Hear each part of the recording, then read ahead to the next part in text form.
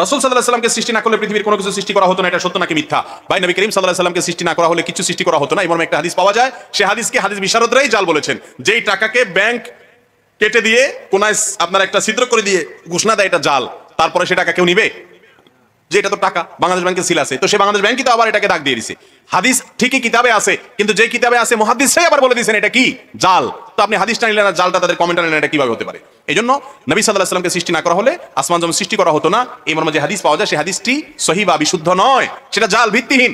তবে এটা ঠিক যে প্রিয় নবী সাল্লাল্লাহু আলাইহি ওয়াসাল্লাম আল্লাহর কাছে এত মর্যাদাবান যে তার সাথে আল্লাহ সৃষ্টি জগতের কারোর কোনো তুলনা চলে, কিন্তু তার মর্যাদা দিতে গিয়ে মিথ্যা কথা বা বানোয়াট হাদিস বলার কোনো প্রয়োজন নাই।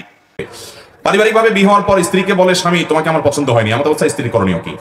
অনেক স্বামী অনেক স্ত্রীর মধ্যে রোগ আছে যে বিয়ের পর বলে দেখো তোমাকে আসলে আমার পছন্দ হয় নাই, মা বাবার পছন্দে বিয়ে করছি, আমার আসলে ভালো লাগে নাই, তারপরেও করছি আমি। এরকম অনেক অমানুষ ছোট লোক স্বামী, ছোট লোক স্ত্রী আছে না নাই? বিয়ের পরে আপনি এই কথা বলার রাইট আপনাকে ইসলাম দেয় নাই। এটা আপনি বলা মানে একটা লোককে অপমান করা, অসম্মান করা, তুচ্ছ-তাচ্ছিল্য করা। আল্লাহ বলেছেন ওয়াশিরুহুন্না বিল মারুফ, তোমরা তোমাদের বউদের সাথে স্ত্রীদের সাথে সুন্দরভাবে জীবন যাপন করবে। এটা সুন্দরভাবে জীবন যাপন হতে পারে না যে আপনি তাকে বললেন তোমাকে আমার পছন্দ হয় না তারপর আমি বিয়ে করছি। আপনাকে বিয়ে করতে বলছে কে? আপনার যদি অপছন্দ হয় আপনি তখনই বাধা দেওয়া দরকার ছিল।